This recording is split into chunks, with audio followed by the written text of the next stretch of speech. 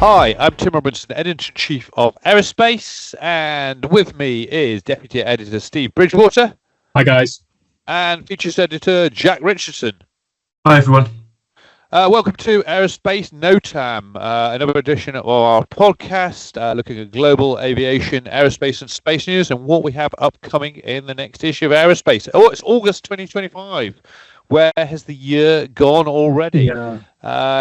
In the magazine, we cover everything from GA to spaceflight, from airliners to airports, from air law to eVTOLs. So first off, we're going to start with our traditional what have we been up to in the past month. It's air show season. What's been happening? Jack, you start.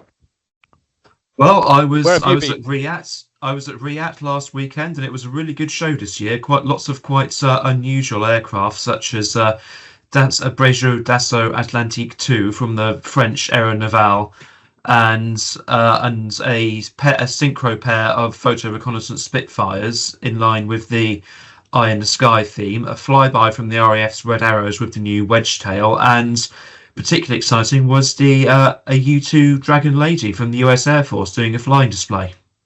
Yeah, that's fantastic. Fantastic to see the U2 there as an air show. That's a real treat.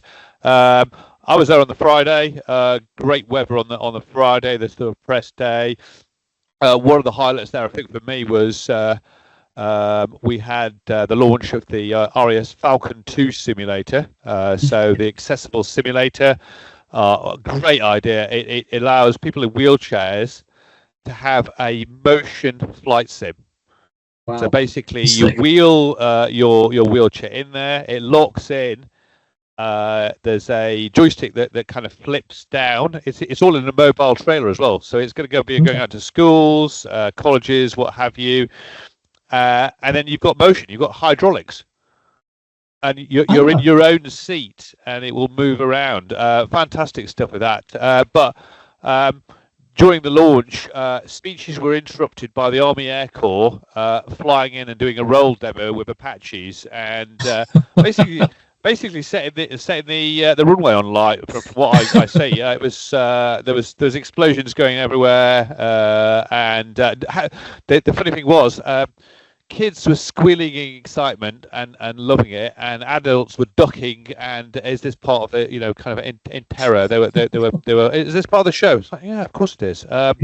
So that was great. Great fun at Riyadh. Good to be out there, and it was just one of the things as well where one day isn't enough. I mean, there's loads of stuff I didn't get to see. Helicopters at one end, JF-17s at the other end. The other highlight there was the Vertical Aerospace's VX4, which had flown in 17 miles on its conventional mode. It got special CAA dispensation to there, but it's the first electric aircraft I think that's appeared at Riyadh. So what about you, Steve? I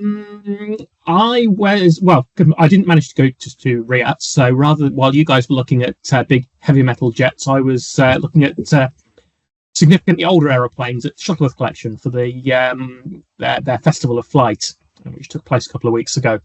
So a great mix of aeroplanes. I've been going to Shuttleworth air shows at Old Warden now since I reckon probably about 1990 or something like that. It was the first time I'd seen all of the Edwardian aircraft fly on the same day. So in 1909, Blériot hopped down the runway, the world's oldest aeroplane. Some of the replicas from those magnificent men in their flying machines, but also original Deputy San and Blackburn monoplane, the oldest British aeroplane still flying. Really good at that. I mean, Shuttleworth is always good, but this year they've Jim and the guys there have really knocked it out of the park. Really.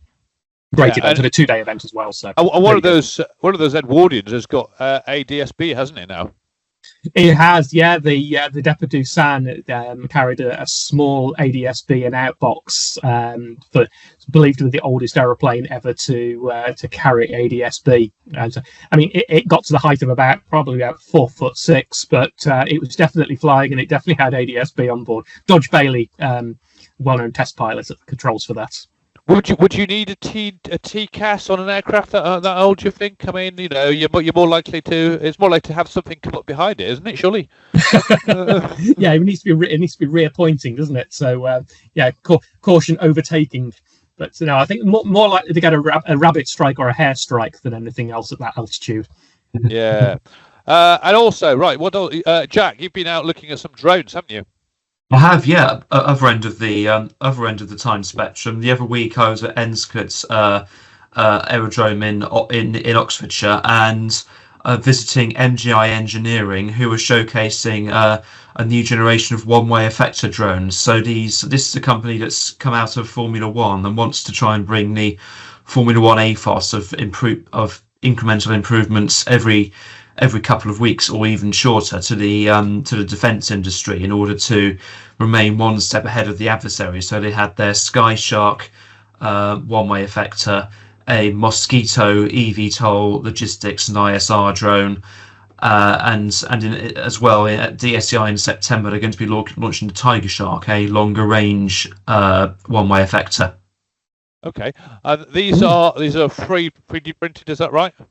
Yeah, parts of them are 3D printed, and the company were keen to stress their a key selling point of all of this is produced in the UK. So the turbines for the gas turbine powered version of the Sky Shark are produced by a partner near Oxford, and the drone's also available in an electric variant. So more diverse payloads can be carried over longer distances. Oh, fantastic. And there's a Formula One link to this as well, isn't there, Jack? They're the company involved in making bits for Formula One cars. Is that right? The founder's background is in Formula One, and the company still does consultancy for the sports. So they've got a real grasp on the importance of speed and ability to scale rapidly, which has become hugely important since the outbreak of the war in Ukraine. Yeah, absolutely, and of course, another example of a non-aerospace company working into the aerospace field. So exactly, yeah, like the cottage industries saw during World War II with aircraft being outsourced to other manufacturers like fabric, like cabinet makers and things like that, with Mosquitoes and Dragon Rapides. And it's also an interesting trip because they talked about some of the difficulties, including frustrations with the UK testing regime, meaning it's quicker and less bureaucratic to do testing in Spain rather than the UK. Interesting. Wow. Yeah. We still that. There's still obviously that delay, isn't there? So the other thing that was going on, I went to was Global Air and Space Chiefs conference. That's the big conference in London. Over 60 air chiefs around the world at that event. It's a big air power event.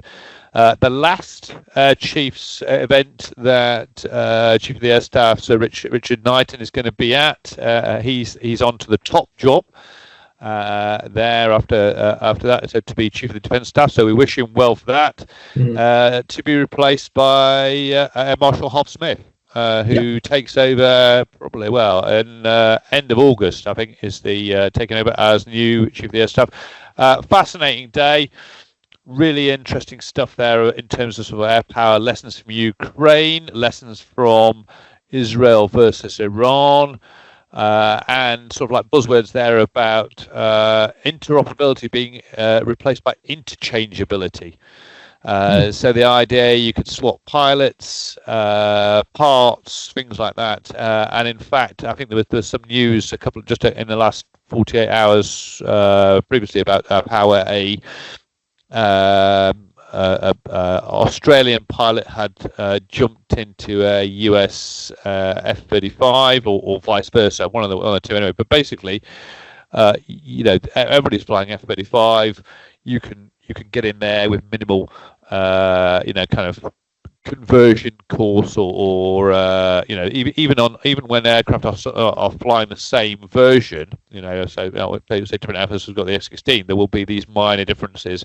F-35, everyone gets in it, and it's all set up exactly the same. And there was something there interesting there that as well, the former OC of 617 Squadron was saying as well about he'd gone on an exercise and met up with some Norwegian F-35s flowed into a fight, and it was just literally seamless. You didn't have to. Everything just connects, and it just works kind of at that level of interoperability. But now interchangeability, the idea of interchangeability. So that's kind of pretty interesting. And then also we had the RES summer reception. So that was an event at the HQ, very well attended, wasn't it, Jack? It was good, yeah. Lots of people from across the industry, encompassing defence, airlines, all sorts of people. It was a very interesting evening all round. Yeah, and sponsored by our friends at 2XL Aviation, who are really busy at the moment. They've got a lot of stuff going on. They do search and rescue, MRO, special missions, oil spill response as well, and the test bed for Tempest, which is the Excalibur thing. So really good to see everybody there and meet old and new friends. So we go to the news roundup. What's caught our eyes in the news this month? Shall I lead off? You lead. It's been another busy month. It's been another busy month. So as well as RIAT, as well as the Global Air Chiefs, we had the reveal of the UK Flying Combat Air Demonstrator, or Combat Air Flying Demonstrator. I've seen it described in two different ways in two official things. This is obviously a TBC name. The aircraft is basically the EAP to Tempest. So EAP that preceded Eurofighter and Typhoon.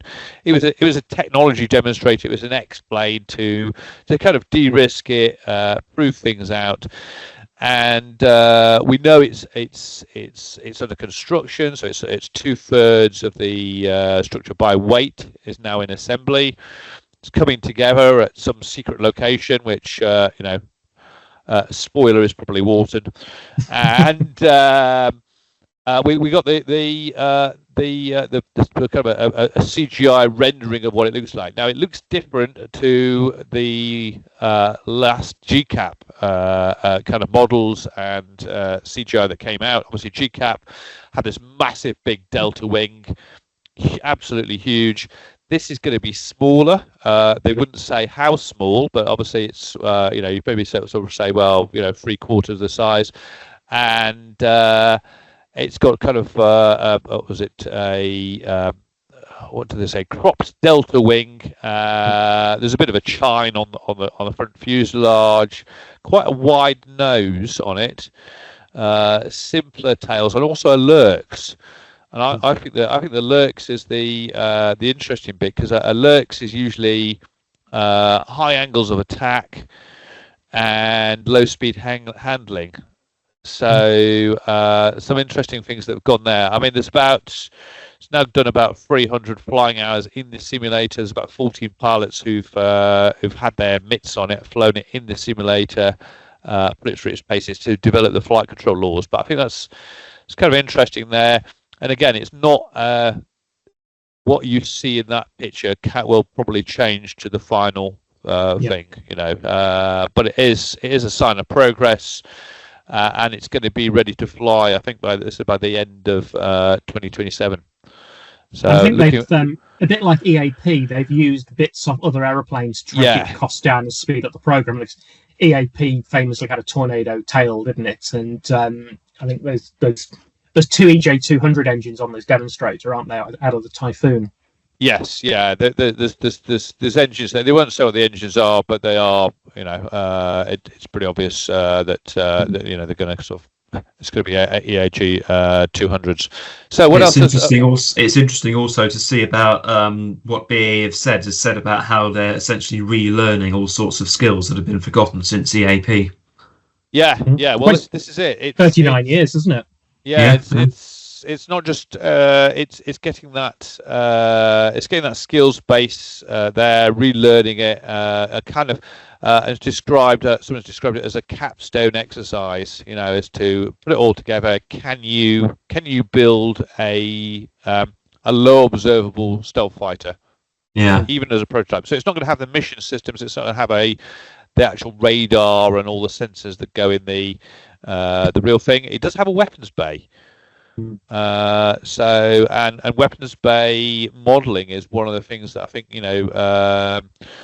it's always been sort of a challenge there, kind of thermal stuff and things like that. The last UK aircraft that had it would be Buccaneer. Yeah, probably. Yeah, Buccaneer. So that was what, 50s. Yes. Or maybe Nimrod MRA4 if you want to count that. But so a really kind of sort of significant sort of aircraft, and it's going to help de-risk GCAP and keep things on track. What else have we got? Who wants to go next? What else have people called people's eye? Shall I go next? Yeah, go for it. I'm going to touch on something you spoke about earlier, actually, with vertical VX4 flying into to Riyadh at Fairford from Kemble. We've had 2 instances in the last month of aircraft that are within their own sort of descriptions, the first A to B flights by eVTOL aircraft. So the first one wasn't actually VX4. It was actually the Axe by Skyfly, flown by Dr. Bill Brooks, Friendly Society. So we've been following the progress of this for a couple of years now. It's been testing out of Turweston, both in the hovering regime and the forward flight. It's now done its first A to B flight. This was June the 28th, and it flew to Bicester. So not very far, but it flew to Bicester, then it came back, and then it climbed in the overhead at Turweston to about 3,000 feet to discharge the batteries, because it was going in a crate to go off to the US to go on show at Oshkosh at the air show there. So that was effectively the first A to B eVTOL flight. And then a couple of weeks later, on the 16th of July, which was the Thursday before Riyadh, as you said, Tim, Vertical flew their VX4. So that was Cy Davis at the controls, and that went from Cotswold Airport, which you and I know as Kemble, the former RAF Kemble, into Fairford for the Air to 2. And they describe it as the world's first airport-to-airport piloted flight by a full-scale winged tilt-rotor eVTOL designed for commercial service. And I think that's the differentiation between the two, in that Axe is a recreational vehicle. It's a 2-seater, whereas VX4 is designed for commercial air taxi operations. So, but both within the space of about 3 weeks, we've had the 2 A to B flights. And let's look back at we've been following this for a long time now, haven't we? The advent of the flying taxi, the flying car, call it what you will. And we're kind of starting to sort the wheat from the chaff. We're getting these A to B proving. I know it's something we'll touch on later in one of the articles we've got in this magazine, but Tim, you and I were talking before we started recording this morning. Realised it's 25 years today to today that I actually started work as an aviation journalist. And if I look back to then, we were talking about flying cars then. We were talking about there was the Mola Sky Car. The Mola Sky Car, NASA Sats. All that sort of thing. So BLJs. BLJs, but I mean, 25 years down the line, a lot's changed. I mean, when was the last time we got a 35mm slide in the post to publish in the magazine? Those days have gone. Chromelins have gone. That's aging me. But I just for my time. Absolutely, yeah. But just it was a bit of an eye opener to me that we've taken 25 years to get to an A to B electric vertical takeoff and flight in the UK. But I think we're finally making some progress now. I digress anyway. Okay, Jack, what about you? So again, touching on something that appeared at Riyadh, there was a very good flying display by Saab's Gripen E, pointedly displaying AI on the tail to show how it's been used. It's had recent trials with Helsing for AI and beyond visual range dogfights. But this is an aircraft that's getting more momentum as Colombia is now has now selected it as their next generation fighter, with reports that Peru is on the verge of doing the same. Well, that's it, isn't it? I mean, Saab is on a roll at the moment in terms of sort of sales. So Colombia, obviously, and Colombia, Peru, and the surprise news at the Paris Air Show that the French Air Force was picking GlobalEye. Yeah. And I think I think you'd be. It's probably kind of. You won't be too far wrong if you drew a line between that and the pronouncements coming out of the U.S. White House, and people going, all right, okay, can we depend on the U.S. as an ally, and sort of Saab there, I think, is scooping up these sales from these countries, of who maybe they've been on the fence, maybe they've been considering other options, and going in now and scooping them up, and also the deteriorating kind of geopolitical situation.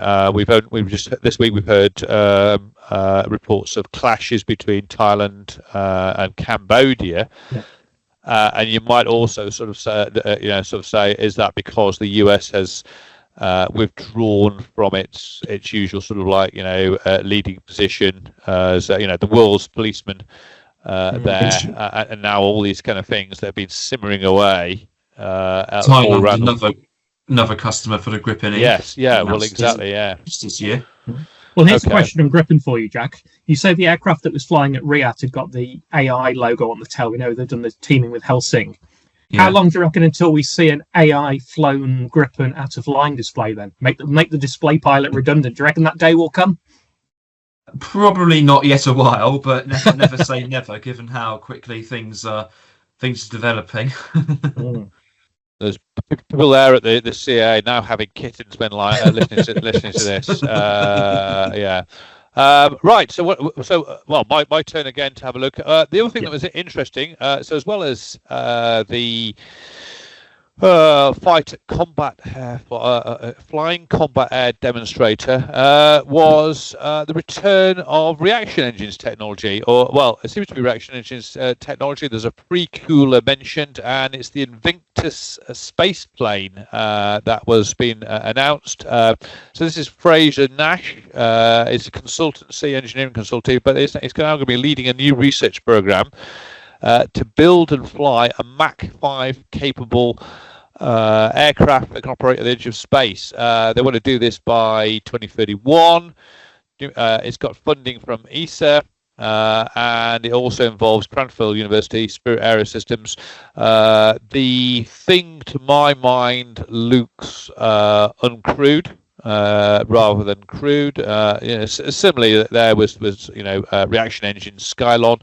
But it is using pre-cooler technology and former reaction engines employees in it. So it looks like they have got the IP there, or somehow secured access to the pre-cooler technology from reaction engines. The nacelles look a bit smaller than the Sabre engine. And it's Mach 5 rather than sort of single stage to orbit. So I'm wondering whether there are maybe two EJ200s in there as well, and that's the pre-cooler thing. So interesting stuff from that.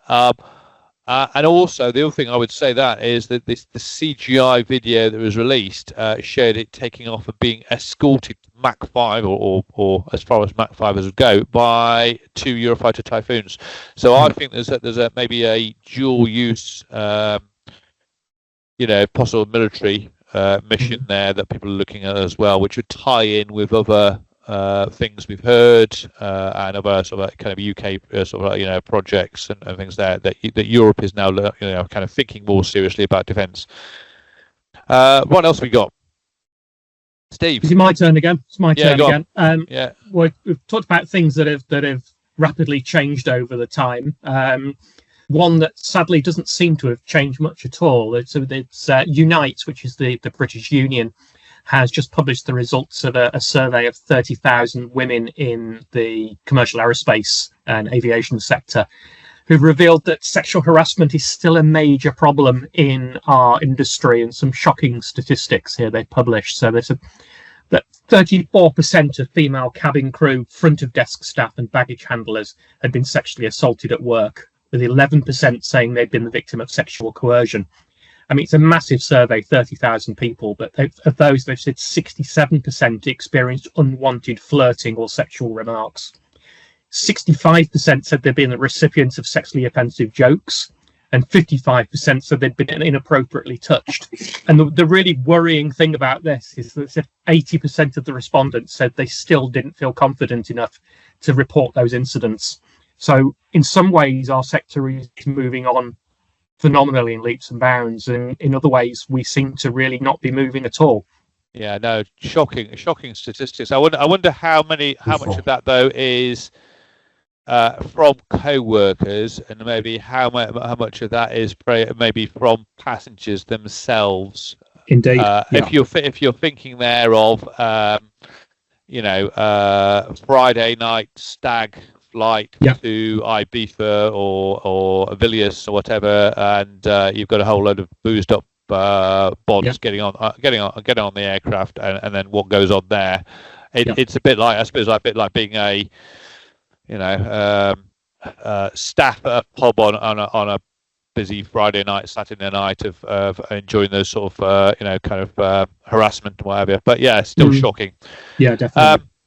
Jack, what about you? Talking of airlines, you've got something on a on-demand airline that is. Yeah, this is yes again AI finding its way into aviation. So a German airline called Fly-V-Bird is going to launch a service soon, whereby customers can put in planned flight plans from one city to another, and the AI system will match demands with capacity to fly these routes. So this is something a change from the traditional scheduled model, which works on a very similar way to Uber's ride sharing service. And this I think this could potentially unlock regional aviation and provide an alternative to car and train travel.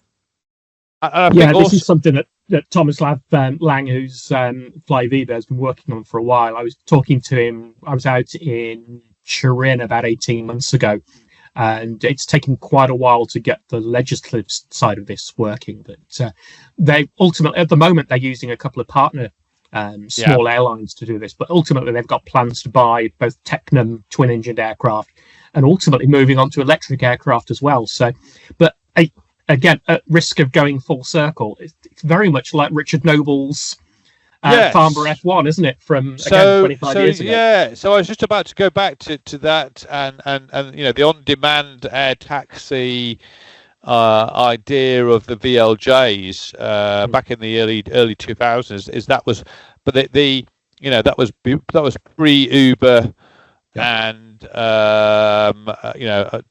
probably was quite mandrolic back in those days. It was before mobile phones really caught on in terms of apps. Well, definitely in terms of apps and things like that. Yeah. So the pre-app days. So you can kind of understand, but I think the key thing there is can you kind of fill up these empty legs? Is there enough demand there for? I mean, there's small aircraft though, so it should be easier to do in that way of finding enough people to one person going back and fill up the aircraft that way. It's not like you're putting an A380 on between Scunthorpe and Southend, and then you're kind of why can't we fill it? We haven't got enough people to not enough people have signed up on the app for this particular route. So we'll see where that goes, eh? Well, another route, you need to keep some airfields open, to be honest, isn't it? This business model is based on not using big commercial airports, but using smaller, still need to be licensed airfields for commercial air travel, but we're losing airfields at a rate of knots in the UK. I mean, Tollerton near me here in Nottingham is not long closed. Coventry under threat, so many others. And if we've got this network of Fly-V-Bird's network expands into the UK, we're going to need all the airfields we can get our hands on. And also, this model could potentially unlock different types of aircraft. I mean, lots of companies now are trying to offer amphibious planes, which can obviously land on the water, but on unprepared strips. So that's potentially something else which could operate and it could feed into this business model. Yeah. So back to sustainability and Riyadh. So as well as electric aircraft at Riyadh, the other news from there, news from the airshow season this year is that Red Arrows have gone green. they are using SAF. So this has been trialled before in Typhoon. It's also been trialled in a Voyager. They're now using a drop-in hydro-treated vegetable oil, drop-in SAF at a 38% blend in the Hawk T1s. First flown publicly during the King's birthday, and they only started doing it in January this year. So quite quick turnaround, and just popped it in there, and just sort of like they've been the first military display team in the world to go green by flying in SAF. And their smoke also uses biodiesel, which is also odorless. That took a lot more testing apparently to bring it in, but there's apparently a slight increase in the time that the smoke hangs in the air. It's only about like 1 or 2 seconds, but you get a little bit of extra visual impact of the flying display through using biodiesel. So even though it's an old aircraft, Red Arrow's still kind of pioneering the way there. What else display was as impressive as ever. Yeah. Steve, you got something about the an Antonov escaping Ukraine? Yeah, I've got a good news from Kyiv actually. Back in July, Antonov AN-124, the big Ruslan, suddenly appeared unannounced over the centre of Kyiv, with if you saw any of the footage of it, big cheers from the population. A lot of speculation at the time as to where this aircraft had come from and where it was going to. Turns out it actually originated from Sviatchino, which I believe is how it's pronounced. I did check that one before I came online, in Ukraine. And it's an aircraft that was under deep maintenance when the Russians invaded in 2022. And with all credit to the maintenance team, they've managed to get this aircraft back into an airworthy condition in a war zone.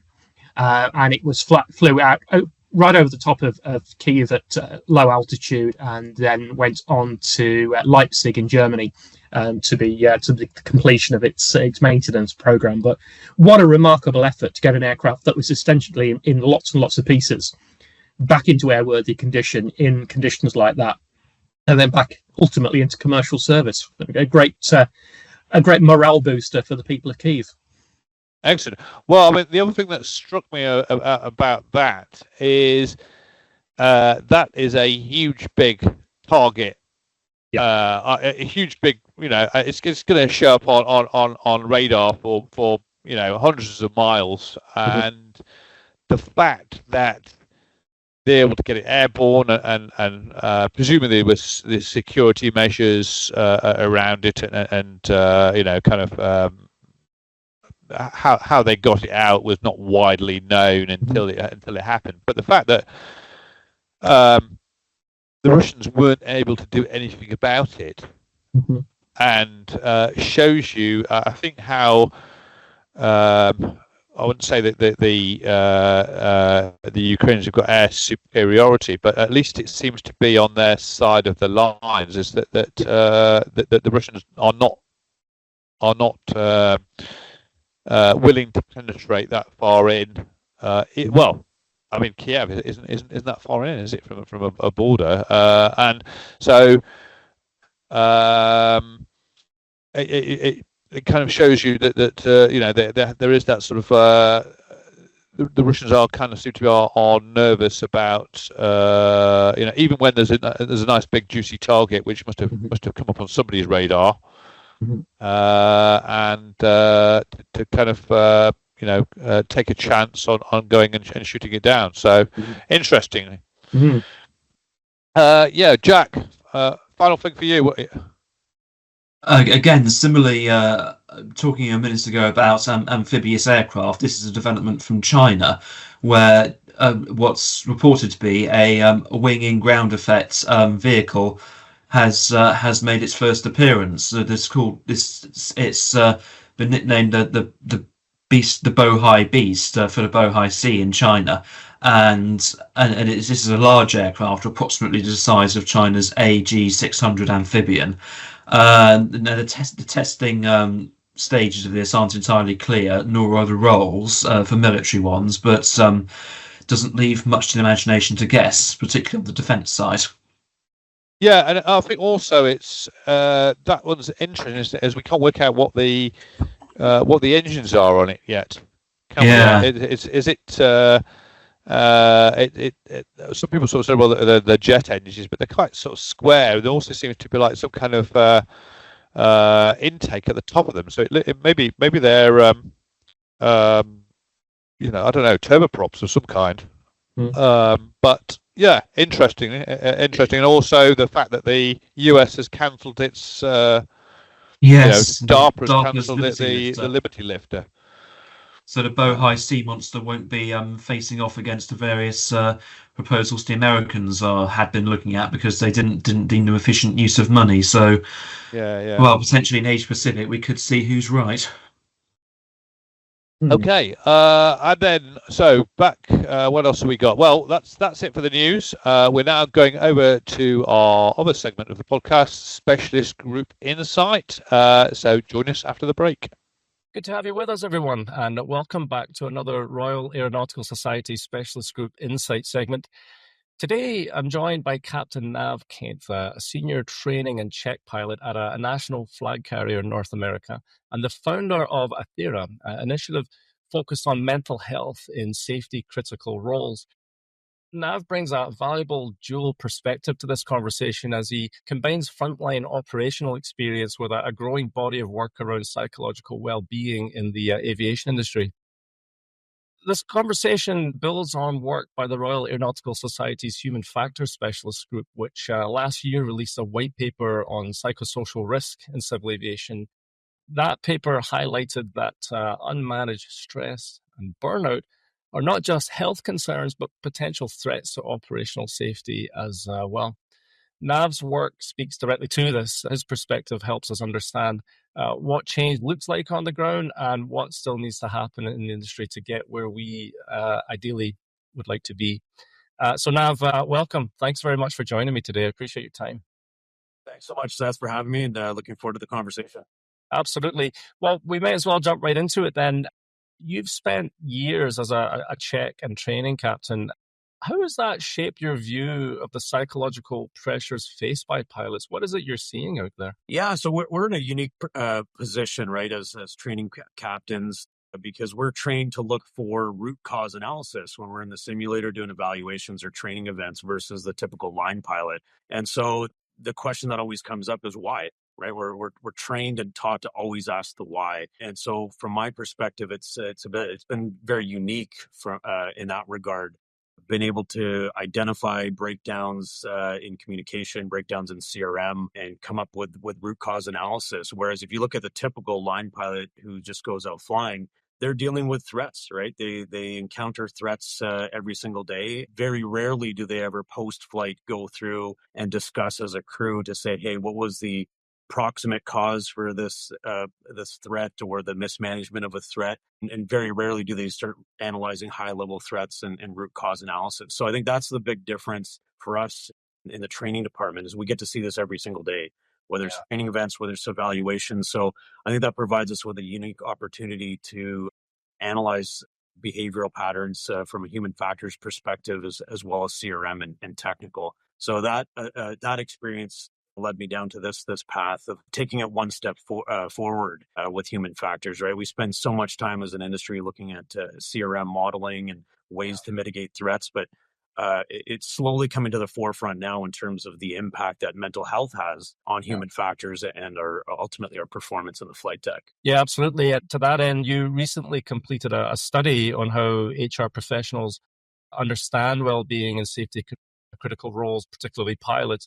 What did you learn from that? And were there things that surprised you when you started digging a little deeper into this topic? Yeah, there was a couple of surprises. I mean, first of all, if you look at any large-scale organization, whether it's an airline or even a smaller airline for that matter, I mean, the health and well-being of their workforce, particularly pilots, is very critical, right, to their operation. A healthy workforce is a productive workforce. So from that perspective, they do want to invest in tools and resources for their employee groups, for their betterment. The issue that I really found was that they never asked the question of what the actual pilots needed, right? So that was never part of the discussion. Typically, this has all been top down, where it's, they contract out a third party vendor or provider and allow the pilots to access these resources. They never actually ask the pilots what they need. So there's never any customization. It's all just generic programming, and it's top down, and that's it. And then you talk to these HR professionals and ask them, what the level of engagements are like, especially with pilots.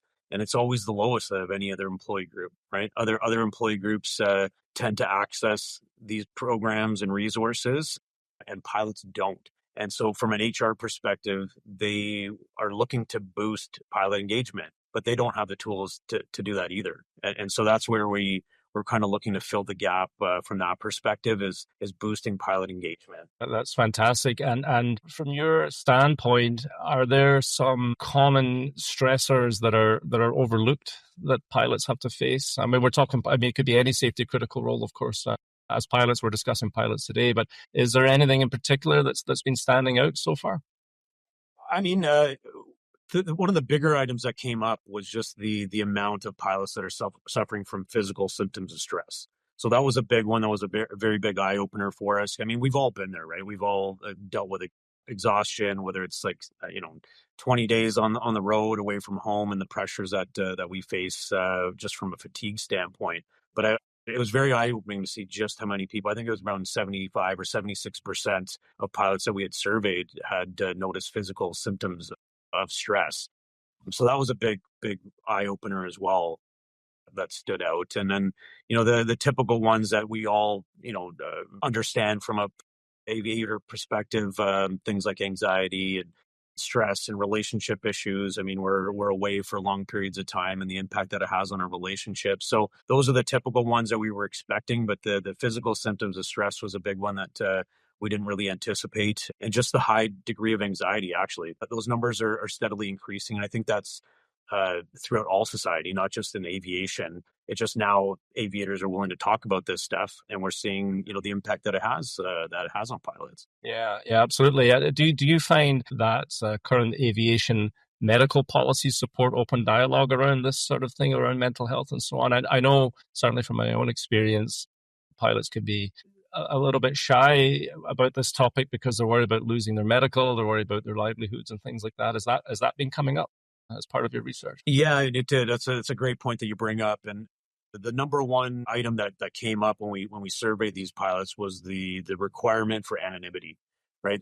Pilots are absolutely want confidentiality and anonymity when discussing their mental health and well-being. Right now, unfortunately, just the regulatory environment is not one that's conducive for pilots to be upfront and honest during their medicals. There's been documentaries and lots of articles about down in the States, lie to fly, right? We've all heard that phrase where pilots lie on their medicals now just to get the stamp and they move on. Unfortunately, there's been cases where pilots who have been upfront and honest about their mental health struggles end up losing their medicals for 1, 2, or 3 years, and they have a tough time trying to get that back. And so there's a delicate balance that we need to have here to create open and honest discussions from a regulatory standpoint to provide the support necessary for these pilots. But some jurisdictions are well ahead of the curve.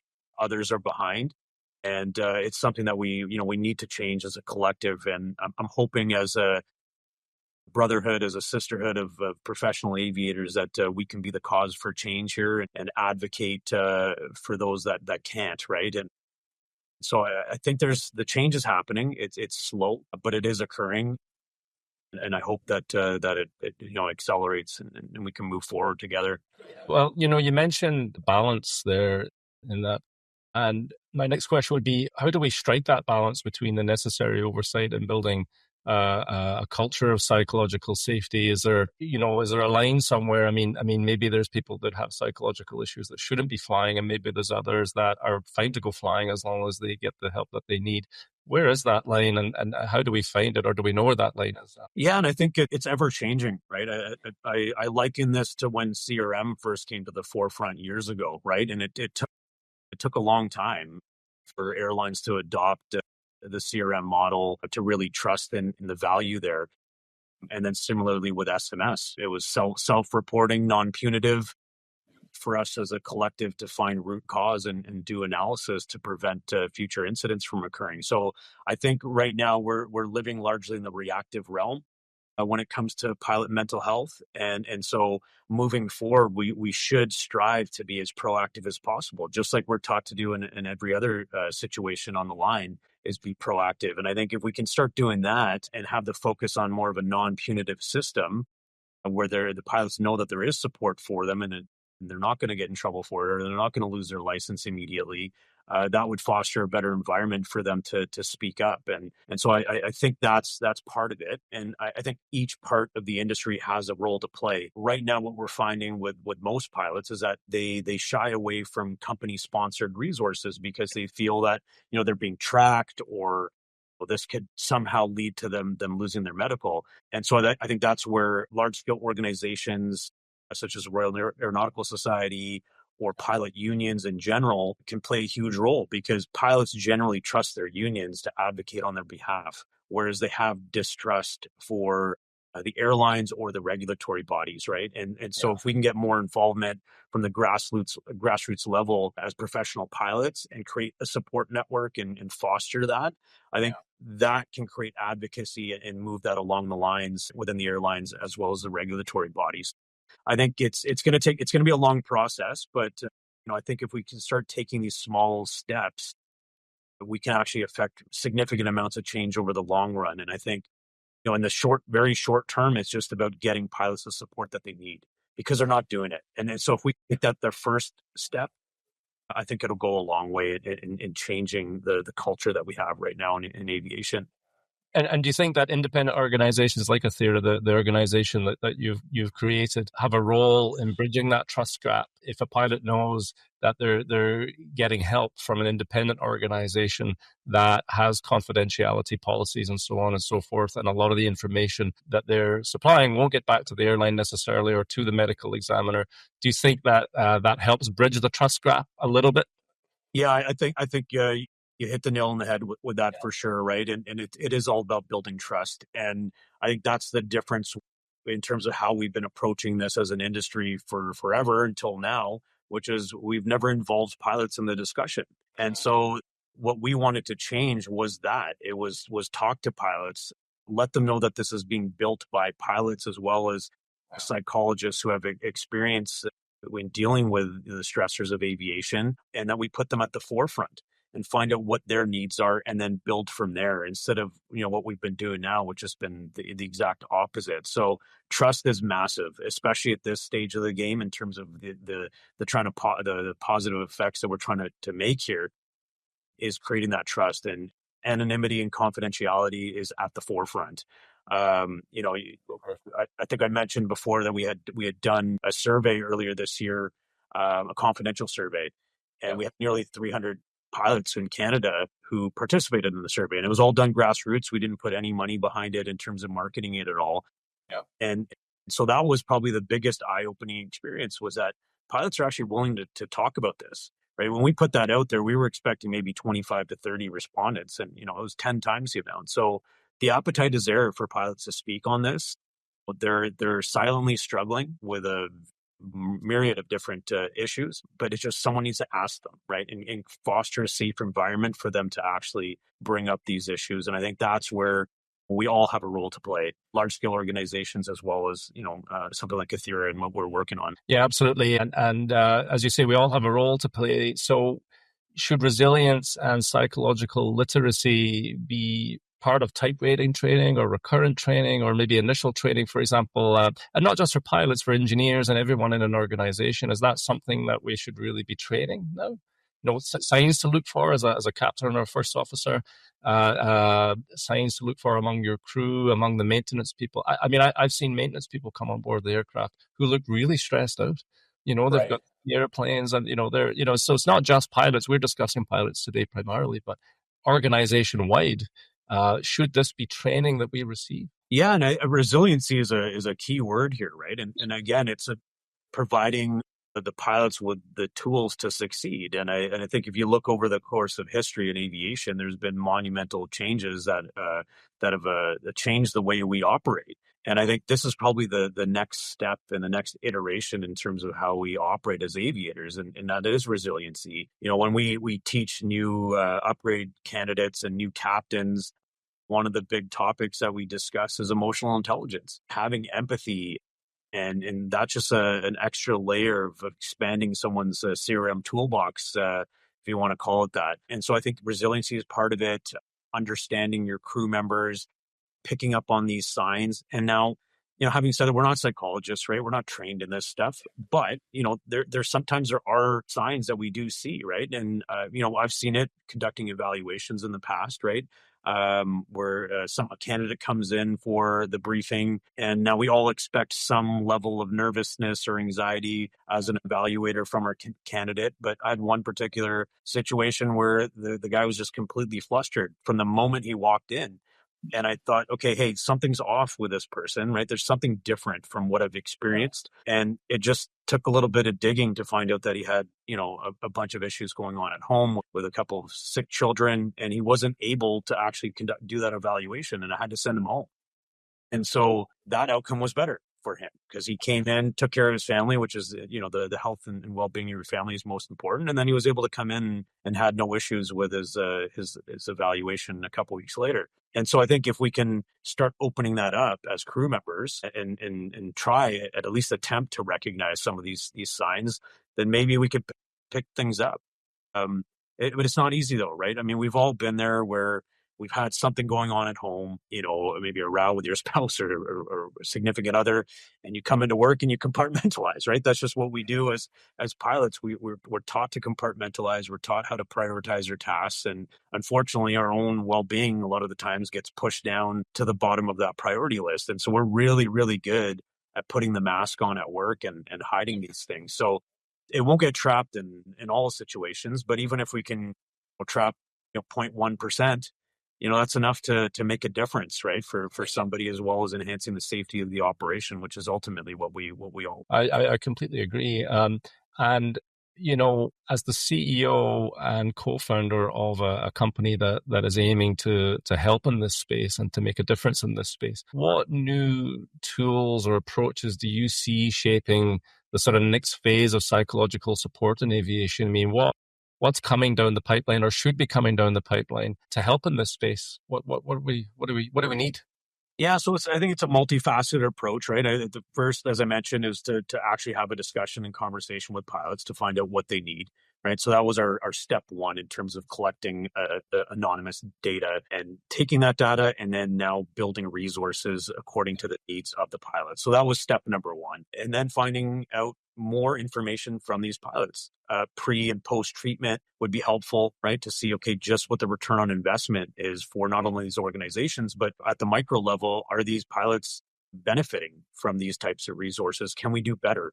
Can we build other types of programming for them? We're seeing lots of on-demand resources now. You see psychologists out there who are building on-demand videos that are short in duration, maybe 5 minutes to 10 minutes in length, but it's something that a pilot could access very quickly if they were on the road, for example. So something like that would be, if you were going through relationship issues, right? Yes. A psychologist would build an on-demand video dealing with, relationship troubles or marital issues, just something that you can access on demand. And, that's something for our schedules as pilots. I mean, we're all over the world, different time zones. We may not be able to have like a steady appointment schedule with a practitioner. So on-demand resources is a big step moving forward as well. Yeah, that's something that we're also developing within our partnership with some PhD psychologists, and hopefully that gets some traction as well. And then one of the other components is having participated in lots of men's mental health talks, especially at the corporate level. One of the big things in a male-dominated industry is creating a safe space to talk about our concerns, right? And I noticed this on a micro level, actually, just speaking to colleagues at work. I mean, I've gone through some struggles with a family member, unfortunately committed suicide. And I'd spoken to people at work just on regular flights or even line checks. And the moment I started talking about my own concerns or family struggles, you could physically see like the walls just crumble. And all of a sudden this pilot realizes it's a safe space to talk about their own issues and own concerns. If it wasn't them having it, it was their spouse or someone within their family. And so creating that safe space to have these discussions leads to more support. And allow these pilots to say, hey, you know what? I'm not the only one. I'm not on my own in this. And I can actually, speak openly about it. And so that's the other component of it, is creating, even in an anonymous, space to freely have these open discussions in terms of what we're experiencing. Because, largely speaking, we go through the same issues as pilots, right? Yeah. We face the same pressures every day. It might be small nuances from a wide body pilot to a narrow body pilot, but generally speaking, we go through the same things. And then I think one of the pieces of data that did come out in that survey was just a sheer number of pilots that are dealing with isolationism, right? And feeling lonely. I think it was about 61%. It can be a lonely job, that's for sure. Yeah. And so we need to make sure that pilots know that the support is there for them, right? And so looking at it holistically, I think those are the different areas and avenues that we can look at to provide a, wholesome support network. It's music to my ears, really, as a pilot. I think that, you mentioned connecting pilots with psychologists in real time. Earlier, you mentioned quite correctly that as pilots, we're not psychologists, but I could also turn that around and also say that psychologists are not pilots. So in your role, does the training, or can the training go both ways? You can train the psychologists in the specific needs of pilots so that, you sort of bridge that gap, so to speak. Absolutely. Right. And so that's the one of the most important things that we're trying to develop here is having resources that are aviation centric, that are pilot centric. And so not a lot of therapists or practitioners out there have experience dealing with pilots, just because it's a low engagement group. So there's not a lot of therapists and practitioners out there who have experience dealing with pilots. And so that's one thing that we really take pride in, is that we only want resources and practitioners who have experience dealing with pilots and the unique stressors that we deal with on a day-to-day basis. So that's definitely part of it. And that's really why, at the crux of this, we wanted to collect data from pilots. This was to take that and then shape the resources, not only the on-demand resources, but more importantly from a practitioner's perspective, and identify therapists who have expertise in these areas, such as dealing with physical symptoms of stress or anxiety or marital issues or isolationism, and substance abuse is also a big one as well, right? And so those areas of focus are of particular importance to us when we ask practitioners to join the platform. Excellent. So now, just to wrap things up here, what would you say to a young pilot who's listening to this right now, who feels anxious or has some sort of issue in their life, but is really afraid of speaking up because they think it might harm their career? What advice would you give to them today? Honestly, the biggest piece of advice I would give is that your health and well-being is absolutely the most important thing in your life, right? Your career comes second. Even though as aviators, we have a passion for flying, we get the bug early on in our life, and this is always what we want to do. And a lot of times that happens to our own detriment. It is critical that you recognize the impacts that the job has, or anything that happens in your personal life, and the effects that it has on your mental health and physical and well-being from a holistic standpoint. And it's critical that you get the help you need, right? The career stuff has to come second. And too many times we see, fellow pilots who push their health and well-being to the side and prioritize their career to the detriment of family and personal life, and could go even worse than that, right? So first and foremost is get the help you need. And I think that has to be at the forefront now. I think we're in a time in society now where mental health in particular is no longer a taboo subject. It's in the forefront of media and pop culture now. It's out there. And so there is no stigma anymore. And it's important just to go get the help you need, and then the career can follow. But get the help you absolutely need, because the last thing you want is to go out flying where you're carrying this 1,000-pound anvil on you, and it affects your job performance, and no one wants that, right? So your safety is a primary concern for everybody. So that's the advice I would give. Nav, thank you very much. It's been a great conversation, and I wish you all the success in the world. And thank you very much for your contribution to the industry. It's definitely appreciated. Well, thanks so much for the invite. It was a great conversation, and I look forward to making change together. Excellent. Thank you. Thanks, so. And welcome back to Aerospace NOTAM August edition. We're moving now to the magazine. What features have we got in the August 2012 edition? Well, I will start that off. We got Battle of Britain at 85, so 85th anniversary of the Battle of Britain this year, and the Society, to mark that, where the Society had a special seminar there on. I think we probably safe to say some of the underreported, underappreciated aspects of the Battle of Britain, including naval pilots, the role of bomber command, civil air transport in the Battle of Britain, and what's going on from the Luftwaffe viewpoint. So some great speakers there: Paul Beaver, Victoria Taylor. But I mean, one of the things there was like civil air transport as well. I think we were talking about this the other day about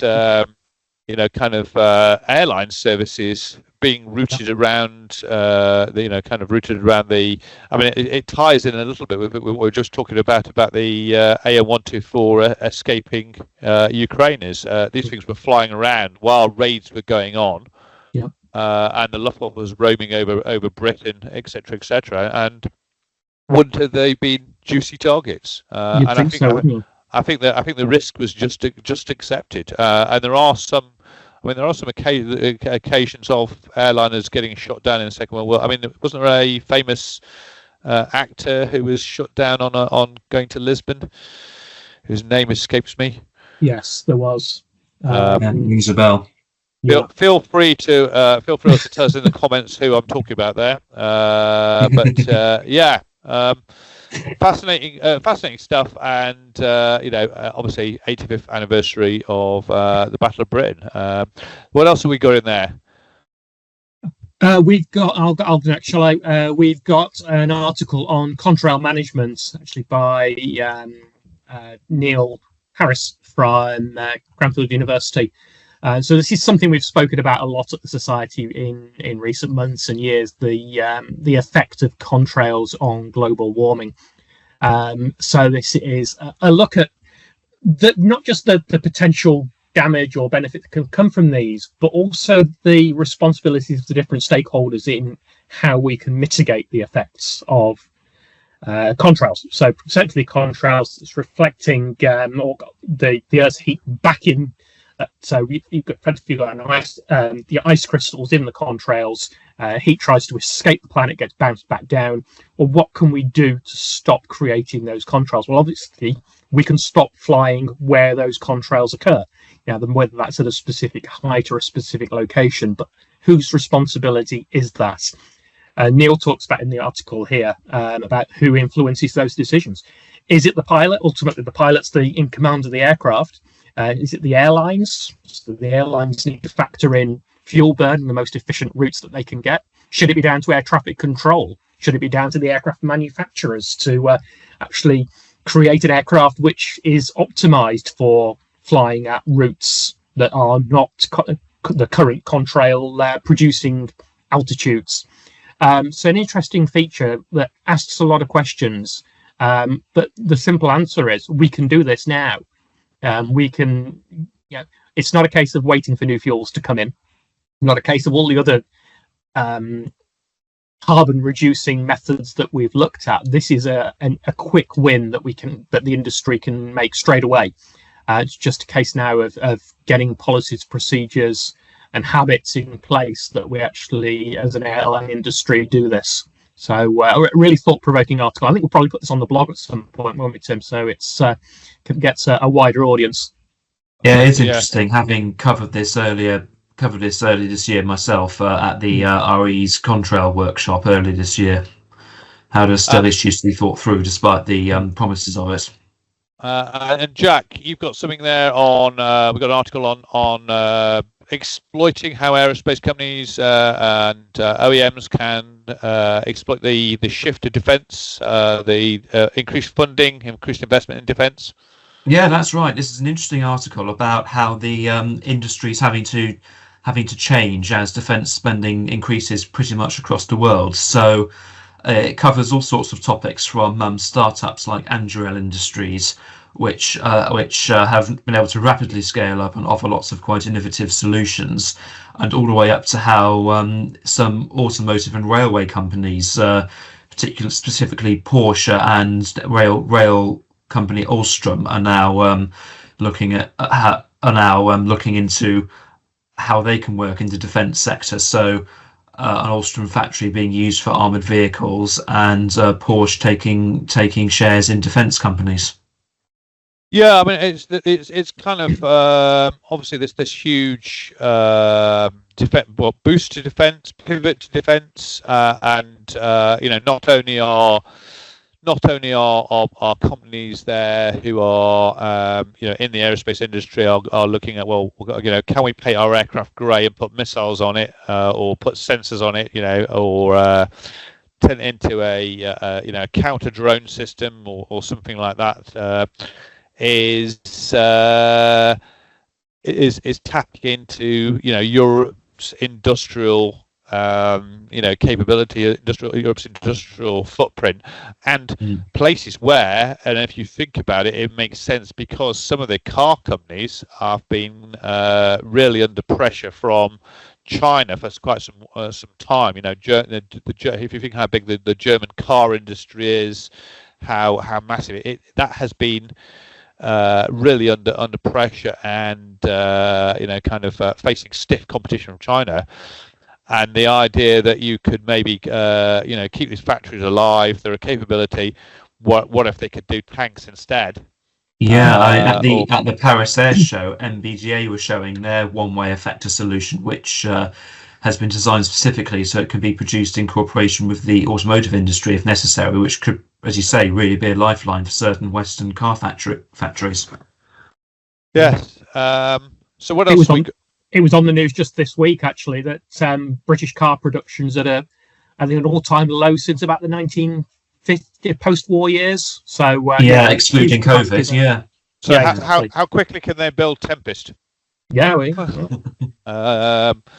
The other one there in this issue is we've got our big Paris Air Show report. So this is just a snapshot, really, and the highlights of what we were reporting there on the Paris Air Show back in June, wasn't it? Gosh, June. And 8 pages there. We've got all the QR codes, so you can go and watch some of the more in-depth videos. But it's kind of a nice summary, and there, and a little bit of a roundup of what our highlights were. Really interesting show. Obviously, a subdued atmosphere this year due to external events, but still some very exciting stuff to read about. What else have we got in this issue? I've got another airline story. You've got another airline story?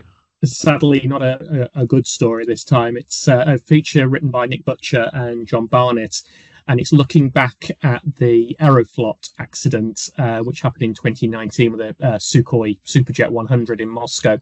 The accident report has now come out on this. Nick and John go through looking at that report, which is not good reading, unfortunately. So this is an aircraft which made an emergency landing, caught fire, and 41 of the 78 people on board did not get off alive. And the basic reason for that is that passengers went for their cabin bags and did not evacuate straight away. There's a number of quotes in the accident report from survivors talking about aisles being blocked, people reaching up to get bags getting jammed in the aisle. And again, just as contrails is something the society has been talking about for quite a while. The Royal Aeronautical Society's Flight Operations Group published their specialist paper on this back in June 2020, which was called Emergency Evacuation of Commercial Passenger Aeroplanes. So it's something that the industry has known about, something that's been warned about for quite a long time now. But unfortunately, passengers still don't seem to get the message. So how do we convince them that their bag is not worth their life?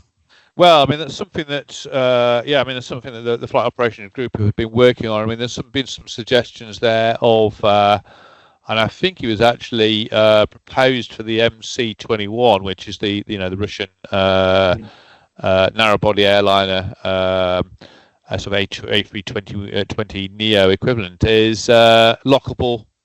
Lockable lockers that are done by the crew, on cabin crew on takeoff, and you unlock them on landing. Now the problem with that is obviously people are going to want to get to their stuff. They're going to have laptops in there. They're going to have medicines.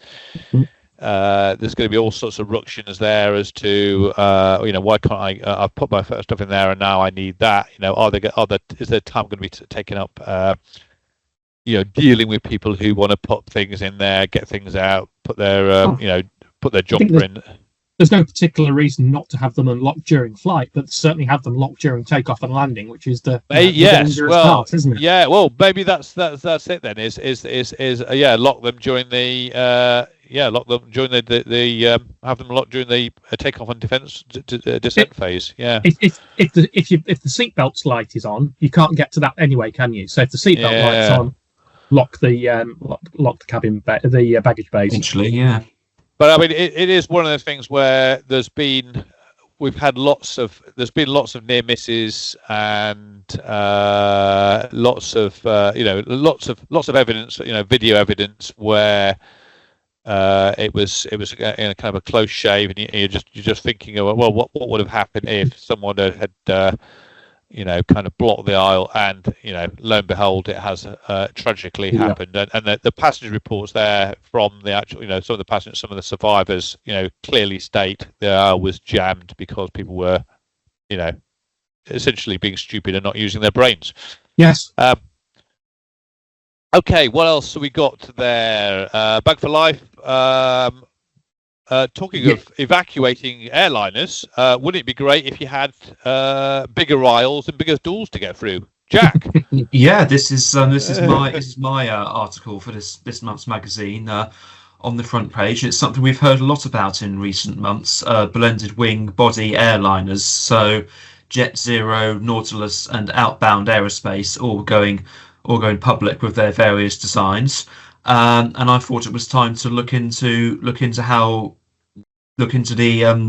into more depth behind these. So I've tried to look at how does it work for passenger operations, particularly with evacuating, because of a novel body for an aircraft. It poses questions as to how you get people off in an emergency, and also on the cargo and military side, so how these could work for roles such as air-to-air refueling in the Asia-Pacific theatre, where they could have benefits due to their low observability.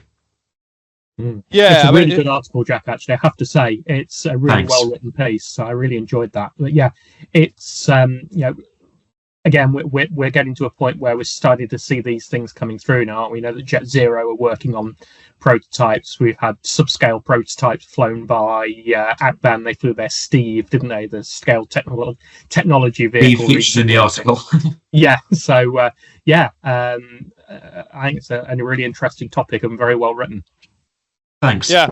On the military, on the military side of things, that it kind of follows the trajectory of the original 707, doesn't it? Because that was initially a military tanker, and then kind of adapted and became the Boeing 707, and the Dash 80, wasn't it?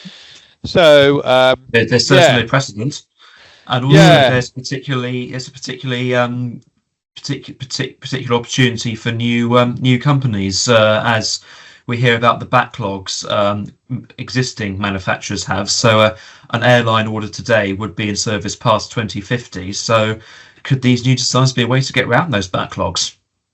Will we see a Chinese blended wing body being released fairly soon then? Because they seem to be jumping onto lots of other things, aren't they?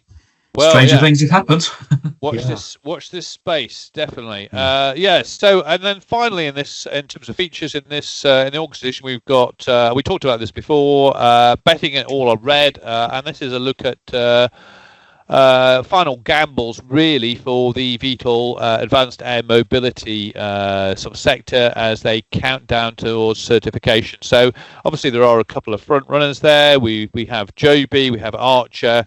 and they are trying to accelerate things by using the UEA in particular as this sort of like experimentation, trials, proving sandbox. No pun intended, but it is to actually kind of push things further. They've got a forward-thinking environment there who people are prepared to, one, invest, and two, give them the freedom to kind of go and try this stuff out. So they're going to be talking about eVTOL air taxi services starting in 2026, in the UEA. But Bill Sweetman, obviously, he's also pointing out there's still challenges to be there. There's still stuff that kind of unanswered questions a little bit there in beyond the kind of hype, the excitement of what's going on. So it's kind of watch this space. Can they get over this certification? And also, you might kind of argue and say, well, how much money do you need to certificate these things? And a couple of the things come out there. Examples there were, the AW609 civil tiltrotor that has now. I'm pretty thinking it's 20 years. It's not still certificated. Also the Bell 525 Relentless. That's an offshore helicopter, and that's still not certificated. Both those are well, the 525 is not especially novel apart from the fly-by-wire in it, and it still seems to be taking quite some time. So we shall see. I mean, the other thing there is that they're now, as well as support in the UEA, there now seems to be a whole load of support from the White House. Even though we've had a couple of accidents there where sightseeing helicopter went down in New York. We had a tragic midair there, where you might think, well, hang on, has this slowed stuff down? White House is very, very keen push advanced air mobility and supersonic flight and put America back in the leadership position in both these things. I think there is an awareness there that advanced air mobility, the lead in advanced air mobility, could shift to either China or UEA somewhere, and it's kind of, well, we need to get back into the game, accelerate things. So there's a really aggressive schedule for for Archer, one of the companies, to actually offer their services at the LA 28 Olympics. Yeah, so that's 3 years off. So it sounds like a long time, but there is that certification hurdle to get over, and we already had that same thing last year. Well, 2 years ago, when Volocopter was there saying they're going to do air taxi services at Paris, and they flew it at Paris, but the air taxi services didn't happen. No. So we've also got, obviously, in the issue, the usual afterburner. What's in afterburner this month, Steve? Bumper issue this time. So we've got our usual messages from the chairman and the president and new members and events and diary, but we've also got a feature looking at our Greener by Design specialist group, which is marking its 25th anniversary. We've got a report from the branches conference, also the Medway branch, which marks its 50th anniversary. We've got a book review on Professor Keith Hayward's book, which is Britain and the European Airbus. We've got photos from this year's banquet, and a really interesting piece from our friends at the National Aerospace Library, Tony and co, looking back at some 1930s flight test reports, which have now been digitized and made available. These have sat for many, many years and not been accessed, and they are I've looked at a couple of absolutely fascinating reports. There's one on the Tarrant Tabor, which was a big triplane four-engine bomber from 1919. So these were reports that were published between 1919 and 1924, and just absolutely fascinating. So if you're a member of the society, you can access them through the National Aerospace Library. Is the Tarrant Tabor the one that I kind of had one flight and then nosed over or something? Yes, it is. Yeah, so probably the flight of the test report was something like, access to the cockpit is difficult. It should be made impossible. Pretty much along those lines. Yeah, pretty much along those lines. But yeah, if you're a member of the society, you've got access to this through the portal onto the library. They are absolutely fascinating. Right, and a reminder there: if you are involved in your local branch or division of the society, please do send us your branch news and events, photos, little reports from lectures, news, etc. to Deputy Editor Stephen Bridgewater on Stephen Bridgewater at Stephen.Bridgewater@aerosociety.com, and we'll try and squeeze them in. Now on to upcoming events, shout outs. So we're in the kind of quiet period, I suppose, in terms of August, but events start back in September. We've got the Amy Johnson lecture, 18th of September. And then RES Mental Health in Aerospace Awareness, 6th of October. Now that has probably been, I'm probably quite correct in saying that's probably been a long time in being arranged. But my goodness, is it topical now with what's coming out of the kind of Air India things, and not only and we're trying to avoid obviously the speculation of the kind of pilot's mental health or things like that, but also the effect on other pilots and cabin crew within a company when something like that happens. And you've got increased sickies, sort of absenteeism, and people feeling generally kind of affected by that. How can you, so this really, mental health in aerospace can come at a more important or a critical time in terms of sort of topicality. It's a very sensitive subject. We're all aware of that, but it's something that needs. And I think I saw it from somebody who's a ex-fighter pilot, her follower on X, who said that it would be a tragedy if Air India kind of reversed the gains that have been made in talking about mental health stigma in aviation. We seem to have made some progress, and so I think that's one for your diary. We've got the President's Conference 7th to 8th of October. That is people in aerospace. The speakers are already coming in for that. Some of the agenda is looking at. That looks really interesting. Recruitment, retention. How do we excite people about aerospace and aviation? How do we keep hold of them? And that's one of the things, rooting back to one of the big news we were talking about, was the technology demonstrator.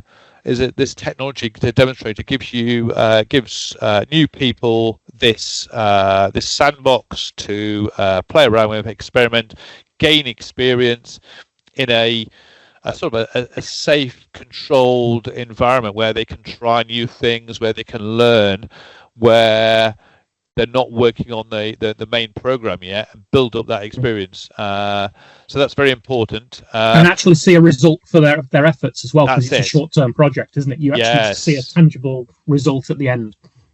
Yeah, and then we've also got the Light Aircraft Design Conference, 10th of November. That's for the Light Aircraft Design Group. That's always a good conference to go to. Some of the innovation that's coming through there, and their Light Aircraft Design Competition that's tied in with that.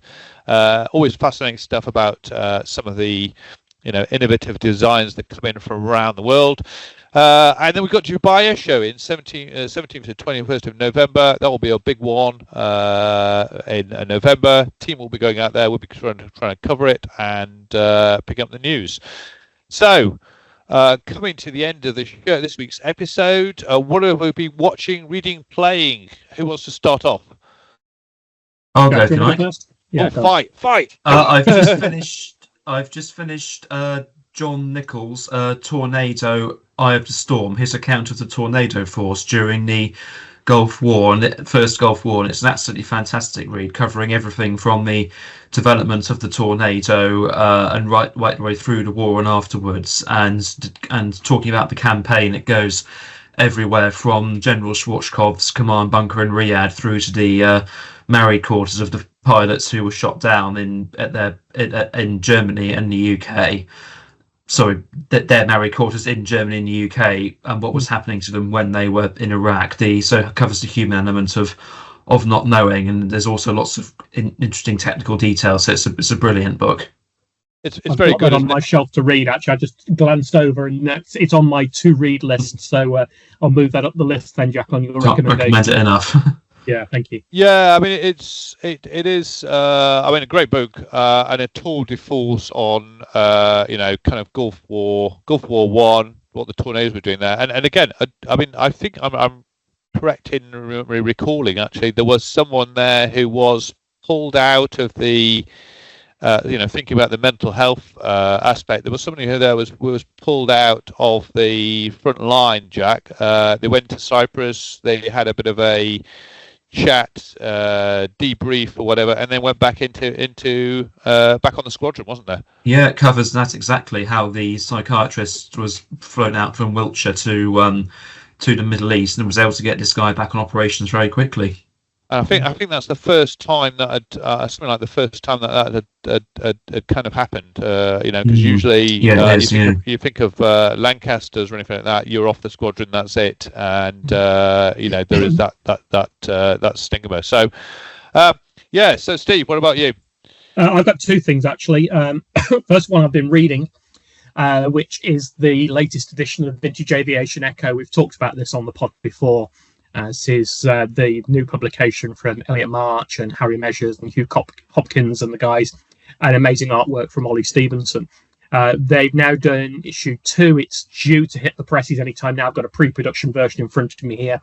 And this is 307 pages. So this is not a magazine. This is a this takes the term bookazine to the whole extreme. But it is, as issue 1, absolutely beautifully illustrated, really well written. So they've got people like Nick Gray talking about flying the Gladiator. They've got John Romain on the Bristol Blenheim. Even an article on the Constellation that's recently returned to flight in the US as well. So real mix of vintage aircraft in there, along with a de Havilland Foxmoth. So getting the historic GA in there as well as the heavy metal Warbirds. Guys, do a fantastic job. You can order this online at thevae.com. It's just cannot recommend highly enough. The other thing I've been doing, it's the last week of July as we record this, which is Oshkosh week. So I've been spending my evenings dialing into the live feed and having a great feeling of missing out. Actually, I'm suffering from FOMO. I'm not there. So I've been during the course of the week, I've had the live air traffic control on in the background here in the office, listening to the aircraft coming in on the Fisk arrival, and following vicariously through friends who are there on social media, and also through watching the live feed. And they've got, I don't know whether people know this, but they've got cameras in each of the sections, so live webcam on 24/7, so you can watch aircraft coming and going. But then they also have a live feed from the Daily Air Show. So just yesterday, I was watching Jared Isaacman fly his privately owned MiG-29. It's and the drone show there was spectacular, wasn't it? I mean, they just go absolutely. I mean, absolutely crazy. And the other thing there that we need. Oh God, I need to get there because it's on the AvGeek bucket list. But 2 B-29s in formation. Yeah. So the Wednesday night show, they have the 2 B-29s in formation at sunset, along with a couple of Mustangs flying fighter escort. Some MiG-17s in the air as well at the same time, which was remarkable. But yeah, the drones were particularly good this year. Something we've seen getting better year on year. So at the end of the night show, they have a big firework display. Ball of fire, wall of fire, the whole thing, with aircraft flying in amongst the pyrotechnics. And this year they introduced a laser show, and then there's also drones in the mix as well. But earlier this year, we lost Rob Holland, who was the world aerobatic champion and American aerobatic champion for I don't know how many years in a tragic accident. And they flew a tribute to Rob with drones. aircraft out of drones. And this drone formation was actually flying aerobatics. It was just out of this world incredible. So really highlighted my FOMO, I'm afraid. All right, okay, fantastic. Well, so I've been I had a bit of time to dabble in simulations after everything. Well, gosh, Riyadh, Paris, Global Air Show. I've been dabbling in something called Flight of Nova, and this is a flight simulation. This is a sort of space simulation, but with accurate Newtonian physics and the kind of proper yaw pitch translation and stuff like that. So it's kind of obviously you basically got a planet. You can there's realistic re-entry, docking procedures and things like that. So it was great fun. Kind of pretending to be an astronaut in the sort of near future. And trying to kind of wrap your brain around the fact that it's not an aircraft, it's not a helicopter, it needs a little bit more, other stuff, So, but very, very good. If they could add VR to it, it'd be even better. I'm guessing it's a bit like sailing. Is it a bit like sailing when in terms of you've got drift and things, and when you're trying to dock the spaceship? I would guess. Yeah, there's a bit of well, I mean, in my case, there's lots of drifting going on. usually in the wrong way, but there is a kill rotation button that you can hit, and that kind of stops it. So great fun. And basically, once you master the re-entry, the landing, the kind of docking, then you've got kind of like it's a sandbox to. God, I've been using the word sandbox a lot. There's kind of almost a freight mini game in there, so you can go pick up cargo and passengers and stuff and deposit it around this fictional planet and space stations in orbit and stuff like that. But like I say, all Newtonian physics and all sort of modelled there with the correct physics to so if you do something wrong, it's your fault. It's not the game cheating or anything like that. Right. On that note, we're going to call this episode, pull this episode to an end now. Where can people keep up from the Aureus and the Mag? Well, I'm still there. Aureus Timor. Still on X, a bit of Blue Sky as well. Jack, what about you? You can find me on X at RASJackR. Steve? You will find me mostly on LinkedIn and on Facebook as Stephen with a PH, Stephen Bridgewater, and you can follow the wider society on aerosociety.com, including our twice weekly blogs. Fantastic. Any views, questions, feedback, do send them some here. We're on SoundCloud, Spotify, iTunes, or you can get your favourite podcasts. That's where we'll be. And with that, we'll see you next time. So goodbye from me. And it's goodbye from me. Goodbye from me. Okay, see you next time. Thank you. Yes, bye-bye.